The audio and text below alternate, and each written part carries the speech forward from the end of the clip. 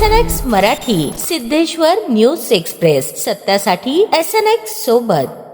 पंतप्रधानांनी इस्रायलमध्ये पाऊल ठेवताच त्यांच्या स्वागतासाठी इस्रायलचे पंतप्रधान बेंजामिन नेतन्याहू आणि त्यांच्या पत्नी स्वतः विमानतळावर उपस्थित होते. या भेटीला विशेष राजनैतिक महत्त्व प्राप्त झाले आहे. द्विपक्षीय चर्चांमधून भारत इस्रायल संबंध अधिक दृढ करण्यावर भर राहणार असल्याचे पंतप्रधानांनी नमूद केले. संरक्षण, तंत्रज्ञान, कृषी, पाणी व्यवस्थापन आणि स्टार्टअप सहकार्य या क्षेत्रात ठोस निर्णयांची अपेक्षा व्यक्त केली जात आहे.